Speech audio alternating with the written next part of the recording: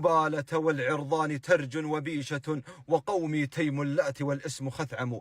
أنس بن مدرك بن كعب الخثعمي رضي الله عنه سيد خثعم فارسها في الجاهلية، وصهر خالد بن الوليد رضي الله عنه، وهو اللي علم خالد بن الوليد سيف الله المسلول الفروسية. وكان خالد بن الوليد يقول إنما أنا حسنة من حسنات أنس بن مدرك الخثعمي.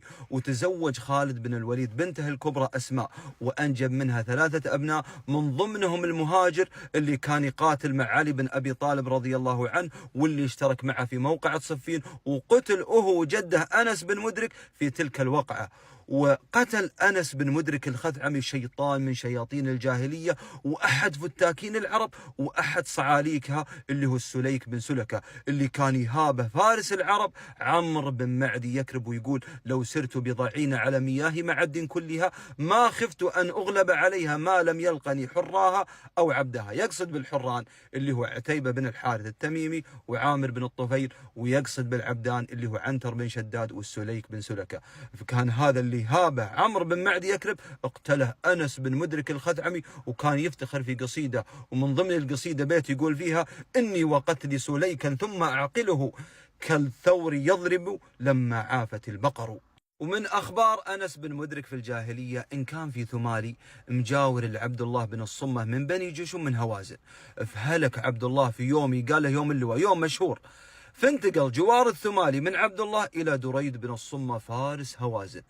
فجاء يوم الأيام وأغار فارس خثعم أنس بن مدرك على بني جشم، واكتسح إبلهم، واكتسح من ضمنها إبل الثمالي. فجاء الثمالي عند دريد وقال أنا في حمايتك وفي جوارك، ويجي أنس بن مدرك وياخذ إبلي. قال له دريد أمهلني عامي هذا حتى أفرغ من حروبي مع غطفان وأرد لك إبلك. قال له أمهلتك عامين، ما هو بعام، لك عامين ترد لي فيها إبلي. فقال له دريد برد لك إبلك في هذه العامين.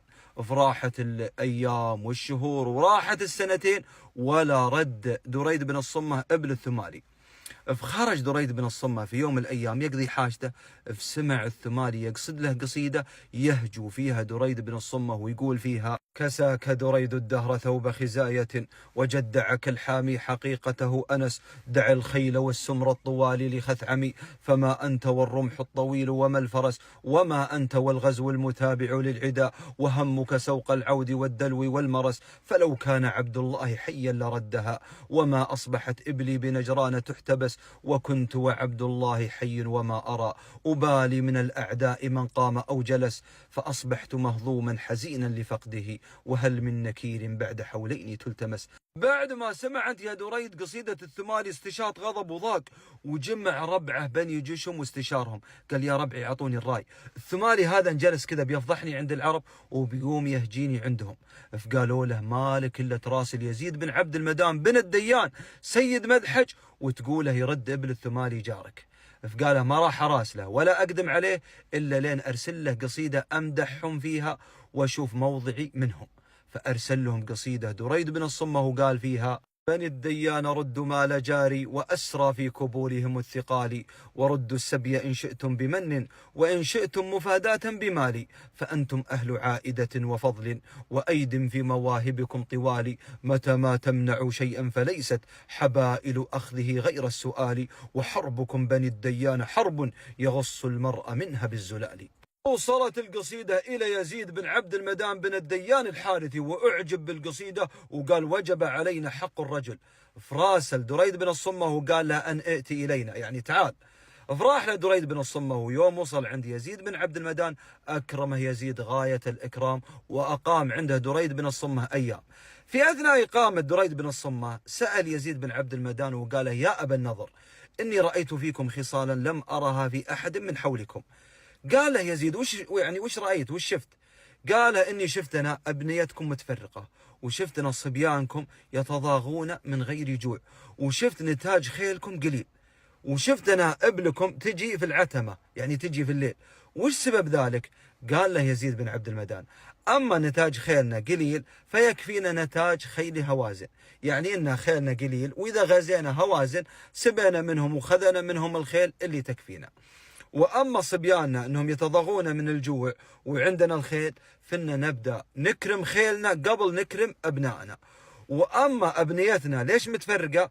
فعشان غيرتنا على النساء، يعني ما يخلون البيت جنب البيت عشان كل منهم ما يشوف حرمة الثاني. وأما ليش إبلنا ترجع وقت العتمة؟ عشان فينا الغرائب والأرامل نبيهم يخرجون إلى إبلهم وقت العتمة ولا يراهم أحد. بعدها شاف دريد بن الصماء طلائع خيل توها تجي ديرتهم، فقال ليزيد بن عبد المدان: وش هذه الطلائع؟ قال: هذه طلائعنا لا نصطبح حتى تأتي إلينا. فقال له دريد: ما ظلمكم من لقبكم بجمرة مدحج، يعني أنتم يا بني الحارث ما ظلمكم اللي سماكم جمرة مدحج. فأعجب يزيد بن عبد المدان في كلام دريد وقال له: اطلب اللي أنت بي يا دريد. فقام يطلب أنت يا دريد بن الصمة، وكل ما طلب شيء لباه أنت يزيد بن عبد المدان وأكرمه غاية الإكرام. بعدها مدح دريد بن الصمة يزيد بن عبد المدان وقال فيها أبيات: مدحت يزيد بن عبد المدان فأكرم به من فتى ممتدح، إذا المدح زان فتى معشر فإن يزيدا يزين المدح، حللت به دون أصحابه فأورى زنادي لما قدح، ورد النساء بأطهارها ولو كان غير يزيد فضح. فرد عليه إبل الثمالي ورد عليه جميع أسار بني جشم من هوازن. ومن أخبار أنس بن مدرك إنه غزا قبيلة قريش، وقبيلة قريش ما حد يقدر يتجرأ عليهم، قليل اللي يتجرأ عليهم، كانت قبيلة منيعة ولها اسمها ومكانتها في الجاهلية وفي الإسلام. غزاهم أنس بن مدرك واكتسح إبلهم وطردوه فرسان من قريش، وكان من ضمن اللي طردوه عمر بن الخطاب رضي الله عنه. فهرب بلبل، ويوم جاء زمن خلافة عمر رضي الله عنه ذكر أنس بن مدرك وقال: تذكر يوم غزيتنا وخذيت إبلنا؟ أنا كنت من ضمن اللي طردوك، فلو أدركتك. قال له أنس بن مدرك: لو أدركتني يا أمير لما أصبحت خليفة للمسلمين. شوف كيف كان يعني رد أنس بن مدرك وثقته في فروسيته وشجاعته. وفي آخر حياة أنس بن مدرك رضي الله عنه أقام في الكوفة إلين جاء زمن علي بن أبي طالب رضي الله عنه واشترك معه في وقعة صفين وقتل في وقعة صفين. قيل إن عمره كان قريب من 100 وقيل إن عمره كان فوق 100 سنة. فرضي الله عنه سيد خثعم وفارسها المشهور.